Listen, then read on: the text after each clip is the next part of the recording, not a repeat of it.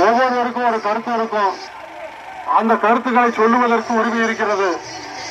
எப்படி வாக்கு கேட்க வருவதற்கு எங்களுக்கு உரிமை இருக்கின்றதோ அதே போல வாக்கு கேட்க வருகின்றவர்களுக்கு உங்களுடைய ஆட்சேபனை தெரிவிப்பதற்கும் உரிமை இருக்கிறது. ஜனநாயக ரீதியாக நீங்கள் எந்த ஆட்சேபனை தெரிவித்தாலும் அதற்கு நாங்கள் பதில் சொல்வதற்கு தயாராக இருக்கின்றோம். இது தேர்தல் நேரம். வாக்களை சேகரிப்பதற்கு ஜனநாயக ரீதியாக உரிமை இருக்கிறது. அந்த உரிமையில் தான் வேட்பாளர் பிரகாஷ் அவர்கள் உதயசூரியன் சின்னத்துக்கு வாக்கு கேட்டு வருகின்றிருக்கின்றார்கள். அவர்களிடம் உங்களுக்கு கோரிக்கை இருந்தால் நீங்கள் கொடுங்கள், அல்லது உங்கள் ஆட்சேபனை இருந்தால் தெரிவியுங்கள் என்பதை மட்டும் தெரிவித்துக் கொண்டு இப்பொழுது வேட்பாளர் பிரகாஷ் அவர்கள் உங்களிடையே வாக்களை கேட்டு பேசுவார்கள்.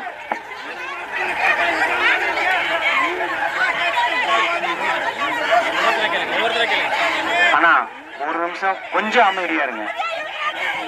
என்னங்க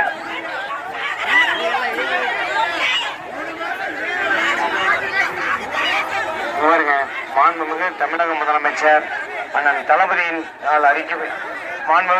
தமிழக முதலமைச்சர் அண்ணன் தளபதியால் அறிவிக்கப்பட்டு இன்று ஈரோடு நாடாளுமன்ற தொகுதிக்கு வேட்பாளராக திராவிட முன்னேற்ற கழகத்தின் வேட்பாளராக அறிவிக்கப்பட்டு உங்களிடம் வாக்கு சேகரிக்க வந்துள்ளேன்.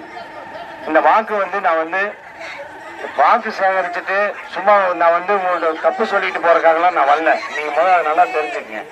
அதாவது முடிகிற காரியத்தை கண்டிப்பா நம்ம எல்லாருமே சேர்ந்துதான் செஞ்சு வாங்கணும்.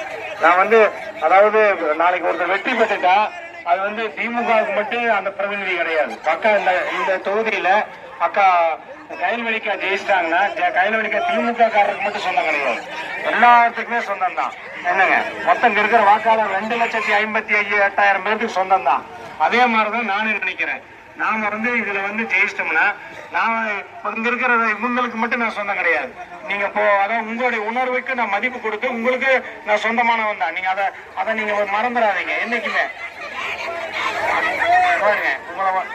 அதனால உங்களுடைய கோரிக்கை எல்லாமே நான் இப்பதான் அந்த கோரிக்கை எல்லாம் நான் விசாரிச்சுட்டு வந்தேன், ஒவ்வொன்றா தெரிஞ்சுட்டு வந்தேன்.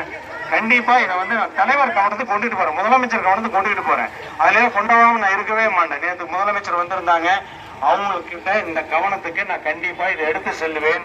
உங்களுக்கு தெரிஞ்சவங்க எல்லாருமே ஈரோட்டில் ஏதோ ஒரு வகையில் தொடர்பு இருப்பாங்க. நீங்க விசாரிச்சு பாருங்க. பிரகாஷ் செய்வாப்லையா, செஞ்சு போராடுவாப்லையா, இதுக்கு முயற்சி எடுவாப்லையான்னு உங்களுக்கு இருங்க. உங்களுக்கு ஈரோட்டில் மொடக்குறிச்சியில அங்கெல்லாம் தெரிஞ்சவங்க இருப்பாங்க.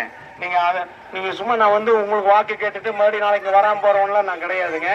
கண்டிப்பா உங்களுடைய கோரிக்கையை சிஎம் முதலமைச்சர்கிட்ட கொண்டுகிட்டு போறேன். எந்த அளவுக்கு முடியுமோ அந்த அளவுக்கு இந்த நல்ல முடிவுக்கு நான் முடிஞ்ச வரைக்கும் நான் இதுல போராடுவேன்னு தான் கேட்டுக்கிறேன். நான் ஓட்டு நீங்க போடுறவங்களுக்கு மட்டும் தான் நான் சொந்தக்காரன் கிடையாது. நான் உங்க எல்லாத்துக்குமே நான் சொந்தக்காரன் தான். அதுக்கு நான் முயற்சி எடுப்பேன். நீங்கள் நம்பி இருக்கிறது அது உங்களுடைய நான் உங்களை நம்புறேன், நீங்க என்ன நம்புறதுங்கிறது அது உங்களுடைய மனசை பொறுத்தா இருக்குன்னு கேட்டு வாய்ப்புக்கு நன்றி கூறி விடைபெறுகிறேன். நன்றி, வணக்கம்.